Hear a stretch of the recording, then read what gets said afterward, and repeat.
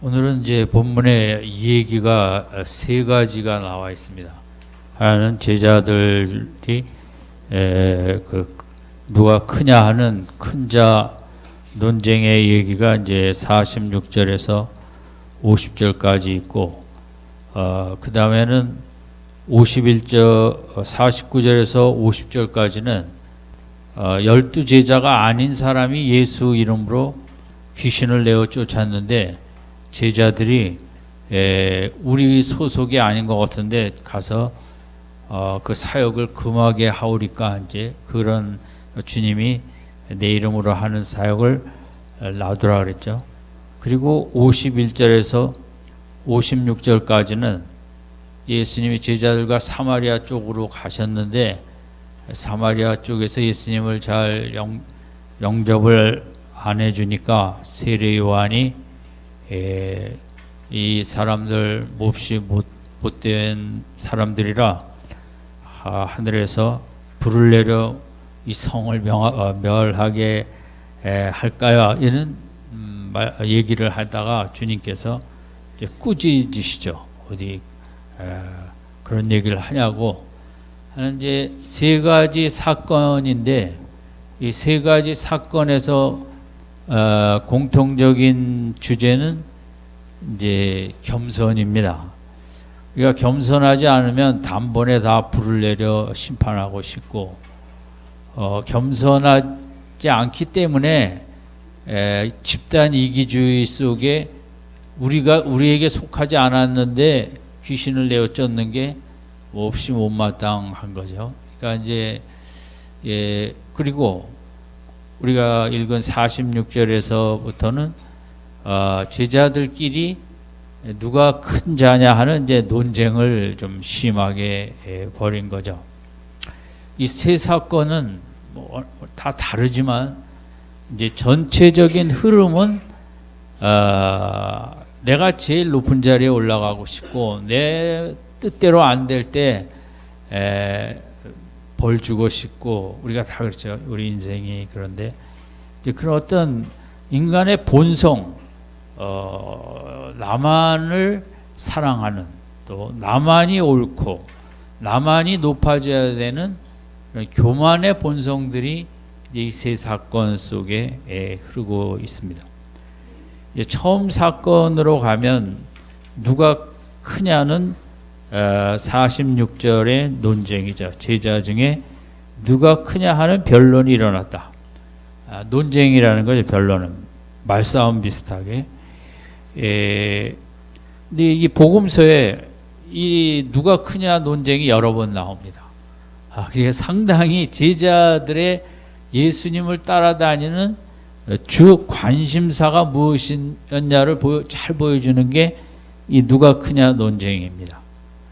제자들은 예수님이 그 앞에 본문에서도 이제 십자가의 이제 그 순환의 말씀을 하셨잖아요. 근데 제자들은 거기에 대해서는 아무 관심이 없습니다. 그리고 그냥 그런 말씀 하시나 보다. 주님의 고난에 대한 이야기는 원래 듣고 싶지 않으니까, 우리도 마찬가지 듣고 싶지 않은 건 안 들으니까, 그러니까 안 들어버리고 제자들의 속마음은 어디가 있었느냐가 46절에서 잘 보여지는 거죠. 누가 크냐. 제자들이 깨달은 것은 뭔가 때는 오고 있다는 거죠. 그 때는 이 땅에 이제 예수님을 중심으로 한 그런 나라, 왕국이 도래하는데 때가 된 것 같다 이거죠. 그 때가 가까웠기 때문에 제자들은 이제 거기서 누가 제일 높은 자리에 가느냐 하는 그 자리에 모든 마음을 쓰고 있었다는 거죠. 그래서 누가복음 22장 십자가 지시기 전날 밤에 그 정말 예수님으로서는 말할 수 없는 힘든 시간에 제자들이 또 논쟁을 한 것입니다. 누가 크냐. 십자가 전날 밤에. 그러면 제자들이 3년 따라다닌 진짜 목적이 뭐냐?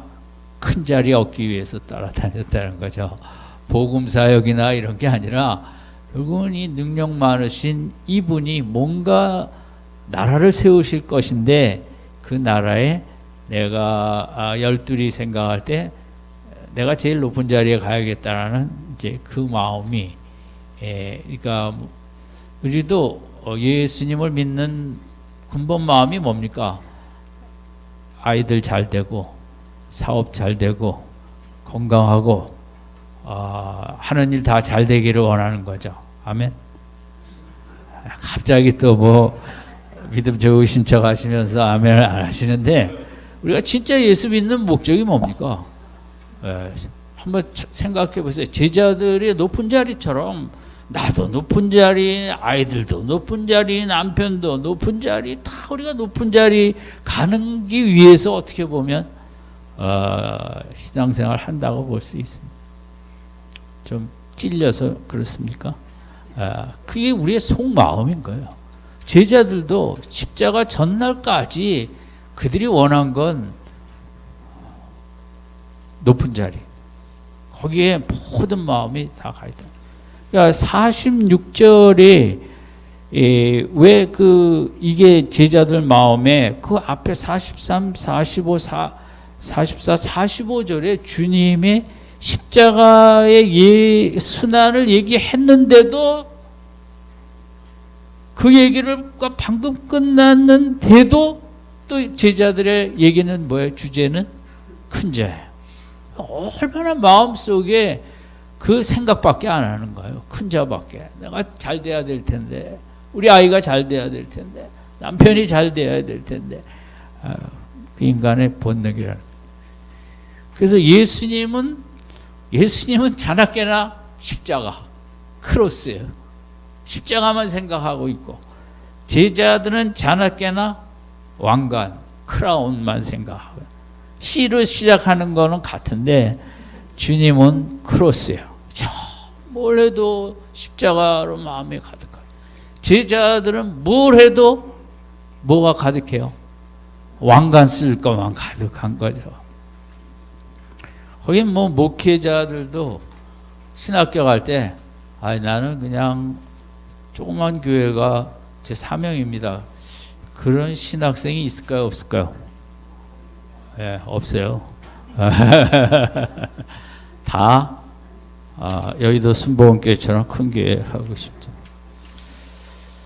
그러니까 우리가 신앙생활을 하면서도 우리가 별의별 뭐 이런저런 거로 믿음이 괜찮은 것으로 우리가 드러내길 원하면서도 속마음은 다 어디가 있다? 다 잘 되는 왕관에 가 있는 거죠. 십자가에 가 있는 분들은 뭐 별로 없는 게 그게 맞습니다. 그냥 부끄러워하지 마시고, 인간은 그럴 수밖에 없어요. 뭐 교회에서도 여러분 그럼 오래 다녔는데 나는 끝까지 평신도로 마쳤습니다. 아닐까요? 그래도 뭐 열심히 해서 안수집사도 하고 장로도 하고 뭐 그런 게 그게 또 본능적으로 맞는 거거든요. 어쨌든 주님도 참 외로운 길을 걸음을 끝까지 가셨죠. 왜냐하면 제자들하고 같은 꿈을 갖고 가지 못한 거죠. 끝까지 서로 마음의 생각이 달랐다. 꿈이 다른 채 우리도 마찬가지죠. 언제까지 꿈은 서로 다른 채 가는 거예요. 어느 시점에 그게 비슷해지느냐인데 그게 상당히 쉽지 않아요. 어쨌든 본문에서 이제 이렇게 마지막으로 누가복음 이 큰 자 논쟁은 기억하실게. 누가복음 22장에 또 나옵니다. 십자가 전날 밤까지. 얼마나 제자들 마음이 그랬던가를 잘 알 수 있죠. 근데 이제 이 원인에 있어서 그 앞에 우리가 지지난주에 생각한 변화산상에 예수님이 데려간 제자 몇 명입니까? 예, 밑에 9명 있었죠. 그 내려와 갖고 9명의 제자들이 그 귀신 들린 아이를 고쳤습니까? 못 고쳤습니까?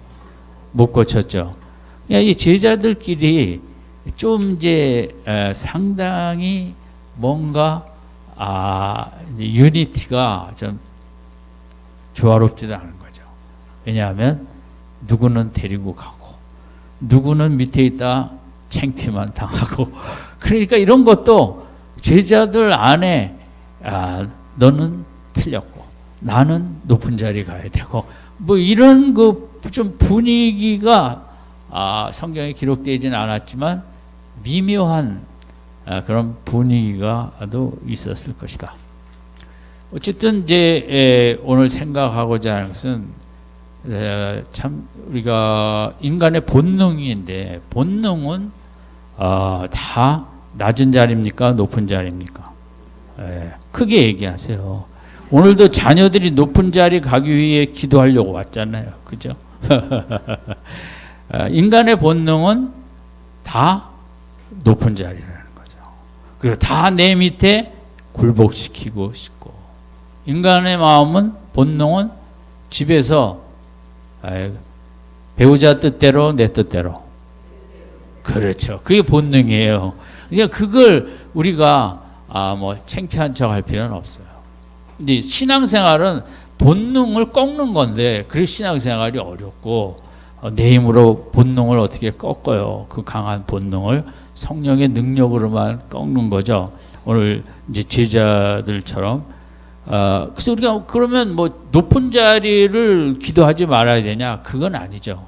이제 근본 마음의 자세가 이제 문제인데 하나님께서는 그럼에도 오늘 예수님을 통해서 이제 그럼 큰 자가 누구냐를 예수님이 직접 가르쳐 주시는데 전에도 하셨지만 오늘은 시청각 교육을 통해서 정말 눈으로 왜냐하면 예수님이 마지막에 큰 자가 누구냐를 가리키는 시청각 그런 교육의 하나가 발 씻어 주는 거하고 그 있을 수 없는 일이거든요. 유대 종교에서 스승이 제자의 발을 씻는다.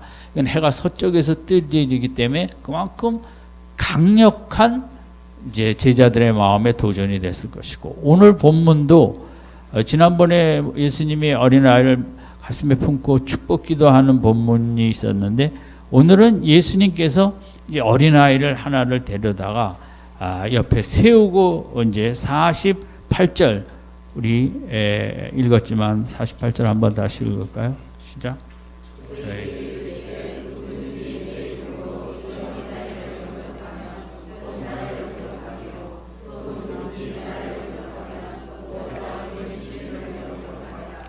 너희 모든 사람.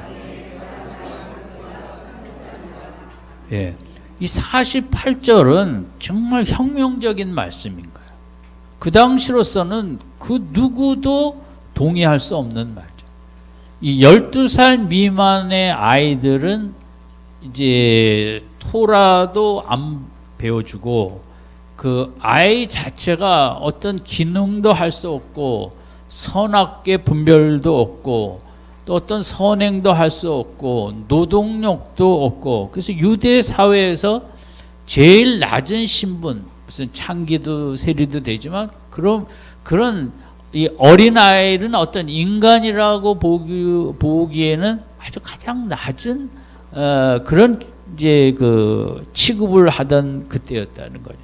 그러니까 아이들하고 시간을 보내는 것은 참 어리석은 자들이 하는 짓이다. 요즘하고 반대죠. 요즘은 아빠들이 어떻게 해서든지 이제 아이들하고 같이 보내는 그런 문화인데 그 당시에는 아무것도 모르는 아이들하고 시간을 보내는 거는 제일 시간을 허비하는 것이라는 그런 고대 사회 문화 속에 예수님께서는 이 아이를 받아들이고 아이를 귀하게 여기고 아이를 영접하는 그게 예수님을 영접하는 것이고 하나님을 영접하는 것이고 이 아이같이 세상에 자랑할 게 하나도 없고 내세울 게 하나도 없고 꼴찌 인생 가장 밑바닥이라고 하는 그런 아이 같은 인생이 제일 큰 자라는 말씀을 하신 거예요.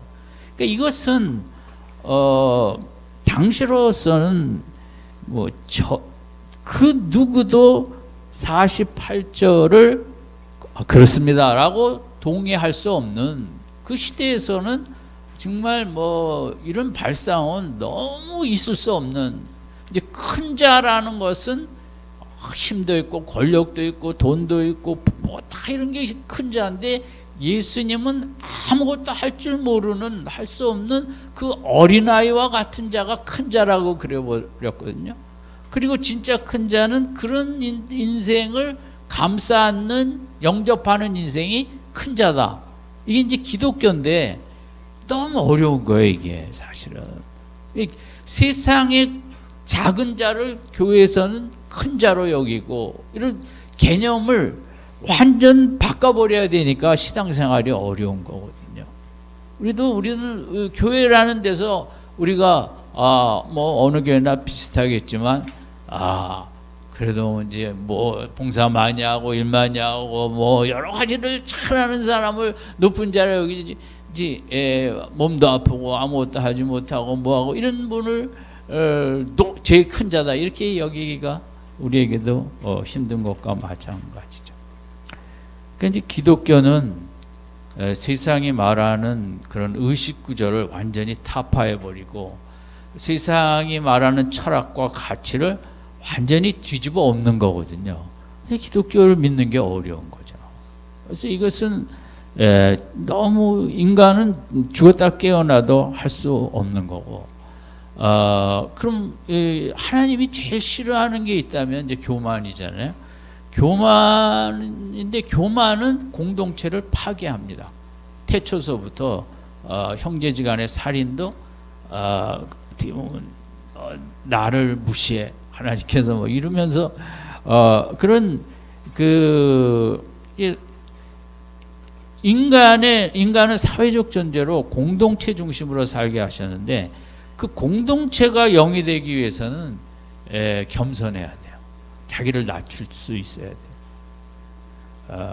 근데 그 교만이 들어가면 그 부부지간에도 깨어지고, 교만이 들어가면 교회도 깨어지고, 교회도 또 그런 그 그룹이 있잖아요. 이런저런 단체가 있는데 거기서도 뭐 우리 단체가 최고다 하는 그런 것들 있잖아요. 그렇게 되면 교회가 상당히 은혜롭지 못하죠.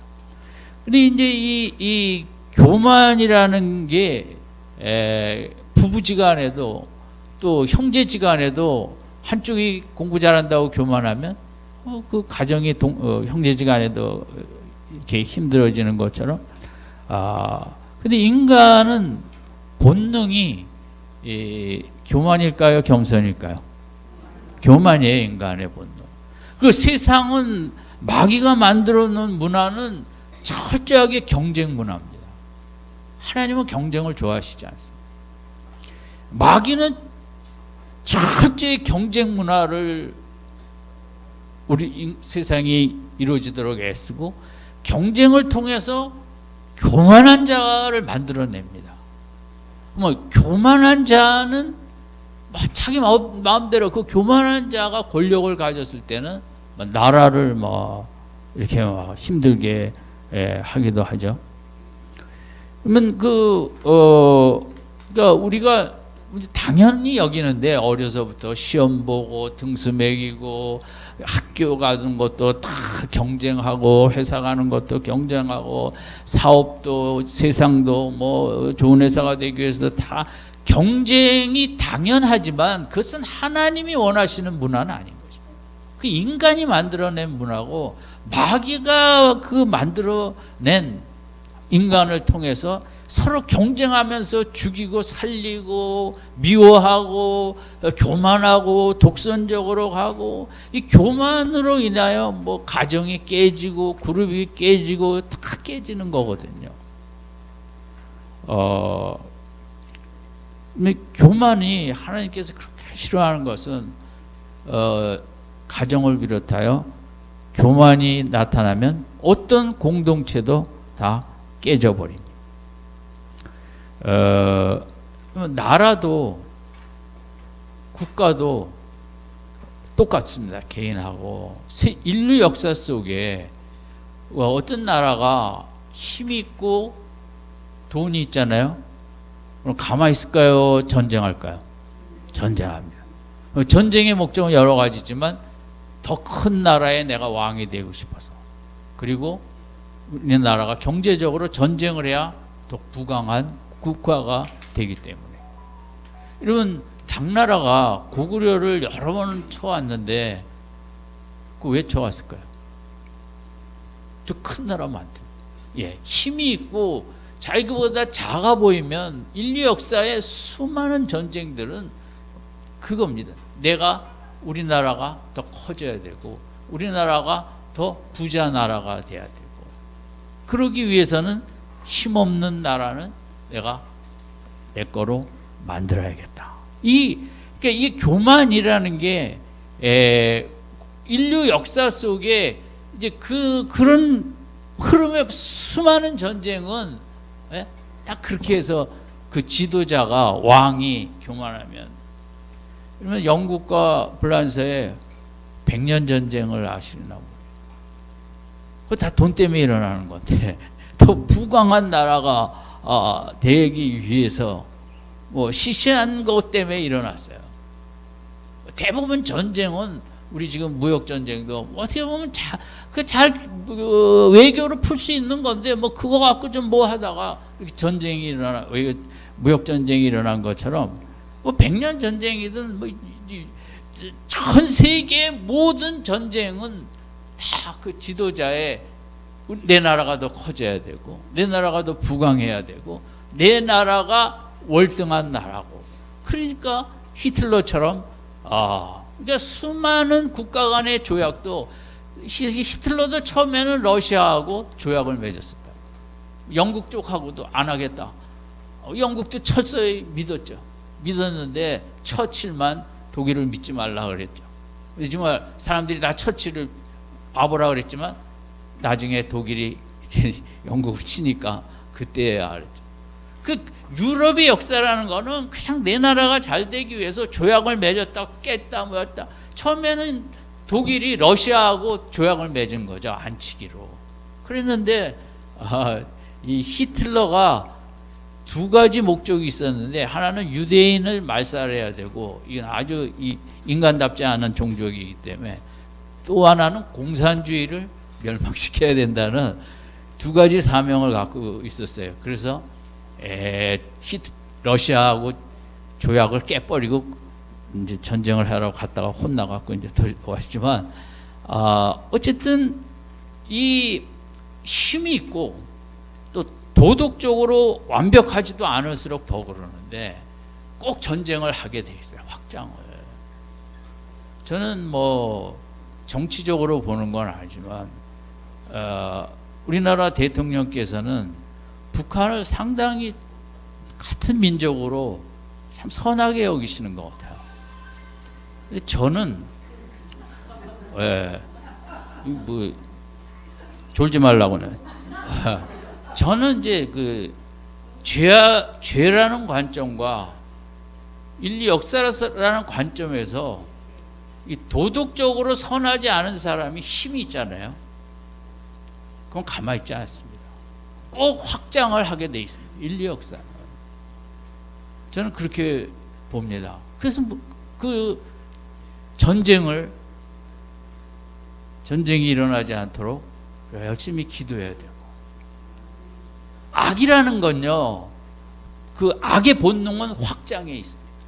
그러니까 땅굴을 파죠. 그렇게 가서 보셨겠지만, 악은 상대방이 힘이 없으면 공격합니다. 6.25 때처럼. 탱크가 없거든요, 남쪽에.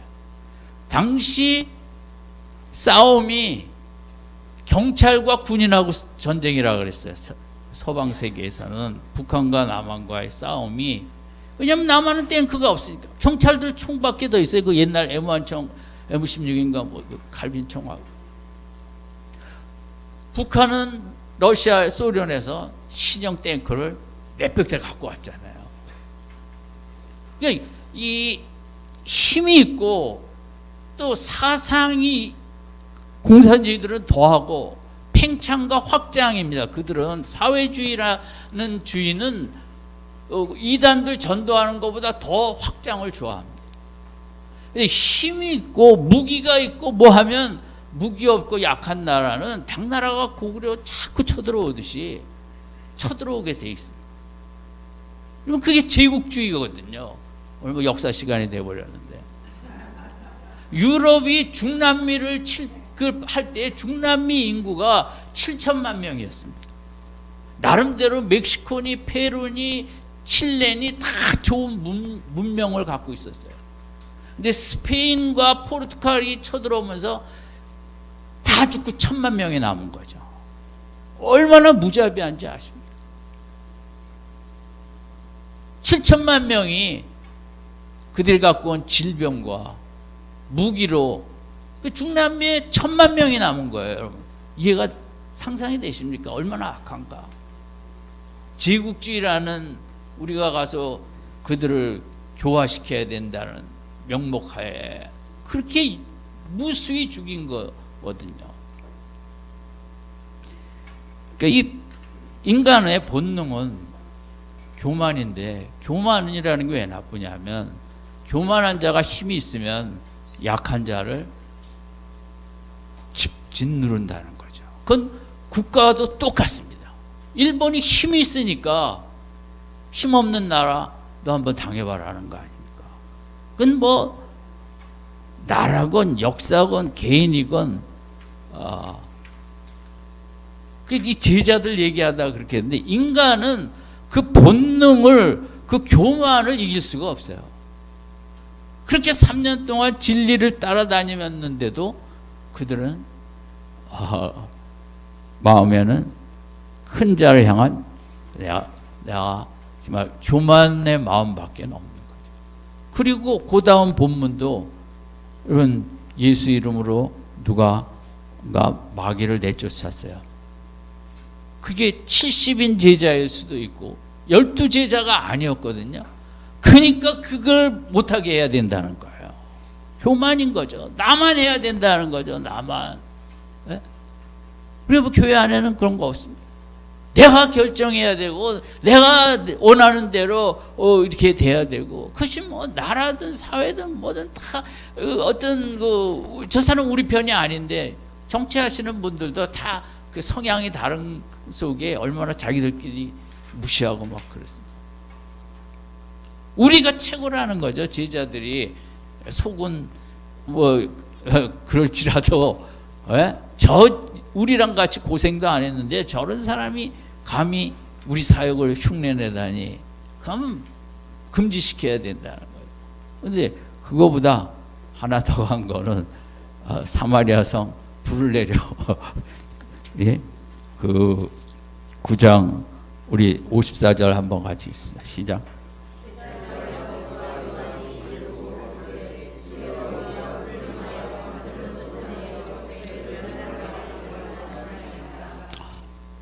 여러분 이런 기도 해본 적 없으시죠? 전 많아요. 저는 정치하시는 분들을 향해서 이런 기도 많이 했고 악한 나라들 보면서 제가 이런 기도 저는 많이 합니다. 제 기도에 응답받은 적은 한 번도 없지만 그때 하나님께서 그렇게 하시지도 않겠지만 제가 하도 화딱지 나면 54절 기도를 막 합니다. 되지 않지만 그런데 그러니까 인간이 그런 거죠. 정말 우리가 누군데 예수님을 무시해? 예? 나를 무시해? 우리가 뭐 집에서 싸우는 것도 뭐 별겁니까? 나를 무시해? 이것 때문에 싸우는 것처럼 그러니까 이 이야기들은 누가만 써 있거든요. 그러니까 참 이 속에 우리가 이제 중요한 건 인간의 본능이 교만한 본능. 그거 예수님 따라다닌다고 교회 100년 다닌다고 그 교만을 인간의 힘으로 꺾을 수 없다는 거죠. 그리고 또 하나는 이 교만 그것이고 우리가 그 교만을 꺾을 길이 없기 때문에 누가 하늘에서 오셨다? 예수님이 오신 거예요. 이거는 철학으로 될 일이 아니에요. 칸트를 외워서 될 일이 아니에요. 괴테를 외워서 될 일이 아니에요. 독일이 그런 거 아니에요. 칸트고 뭐 실링이고 괴테고 뭔 소용이 있어요. 지도자 교만에 끌려가 갖고 인류 역사의 최고의 참혹한 죄악을 저지른 건, 이 르네상스 이후에 계몽주의라고, 인간이 이제는 하늘의 계시 다 필요 없다. 이성을 발전시키면 된다. 그거거든요. 계몽주의라는 게. 계시는 고리타분한 것이고 이성을 잘 갈고 닦으면 인생은 행복해질 수 있고 세상은 좋은 세상 될 수 있다. 됐습니까? 바로 그 나라에서, 그 독일에서 세계 최고의 철학자를 가진 독일이 그런 짓을 했으니까요. 근데 이성으로는 나의 인간의 교만을 꺾을 길이 없고, 저도 뼈저리게 느낍니다만 이것은 그 교만 때문에 전쟁이 앞으로도 끊임이 없을 것이고, 이 교만 때문에 인류는 덜 좋은 기술을 발전해도 허덕이며 살 것이고, 이를 위하여 가정이 깨지고 교회가 깨지고 교황은 교황대로 중세 천년을 말아먹고, 자, 이런 속에 정말 해결하실 분은 예수님밖에 없으시고, 그래서 예수님이 우리에게 성령을 주신 것입니다. 인간의 능력으로 해봐라. 이성어를 더 달달달달 외워갖고, 제가 대학교 때는요, 한번 철학책을 다 외운 사람이에요. 철학적으로 멋있게 살고 싶어. 제일 후회하는 건데 요한복음을 외웠어야 되는데. 그 철학이 뭔 소용이, 인간이. 우리가 이 오늘 본문은 여기에 뭐 성령을 받으라는 본문은 없지만 인간의 본능은 꺾을 길이 없다는 거죠. 예수님을 한만 따라다녀도, 목사를 100년 해도 인간의 교만의 본능은 꺾을 길이 없는 거예요. 장로 권사를 해도 그것으로 교만의 본능을 꺾을 길은 없다. 뭘 받아야 된다? 성령의 능력이 없이는. 그러니까 이 불내리자던 사람이, 우리가 기독교 역사 속에 이 사람이 이 불내리는 사도가 됐습니까? 사랑의 사도가 됐습니까? 나중에 알아야지 뭐 답을. 사랑의 사도가 됐잖아요. 불내려 다 망하게 하지 않은 사람이 어떻게 그렇게 될까요? 성령을 받아서 그런 거예요. 그리고 사마리아에 불내리자는 사람이 사도행전에 가면, 사마리아 전도 때 누가 가는지 알아요? 빌립에 가서 한 거를 예루살렘에서 이제 사도를 보낼 때 누가 간 줄 아십니까? 요한이 가셨습니다. 불내려 멸망시키자든 성령을 받아서 받은 다음이죠. 신앙생활 하면서 뭐 저도 아직 54절 수준이니까, 그리고 목사도 하고 있지만 정말 감사한 거는, 그럼에도 예수님을 믿고 그래도 내 속에 성령이 역사하고 계시다는 게 얼마나 감사하고, 그러기에 요만큼이라도 겸손해지고, 그러지 않았으면, 나이 들면 할아버지 할머니들 사는 게 뭘로 살아요? 똥꼬집으로 살잖아요. 근데 제가 요즘 정말 어쩌다가 이렇게 내가 이렇게 예수님을 알아 성령으로 사나. TV에 뭐 나이 드신 분들 별의별 거 나올 때 너무 다 안타까운 거죠. 좋은 거 먹고 운동하고 뭐하고 나 저런 거 하나도 부럽지도 않고, 내 속에 성령이 있어서 죽을 때 되면 죽고 말겠으면 말고, 너무 정말 고고한 인생을 살고 있다 제가. 아멘. TV를 볼 때 너무 정말 우습지도 않은 것입니다. 이거 먹으면 건강하고 뭐하고 물건 사고 뭐 사고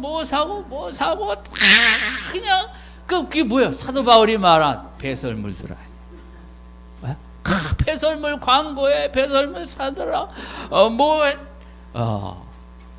그러니까 우리가 이 예수님이 너무 귀해지니까 사도 바울에게 있어서 세상의 모든 게 텔레비에 나오는 수많은 광고와 홈쇼핑과 인터넷에서 다 나오는 게 다 뭐가 된다?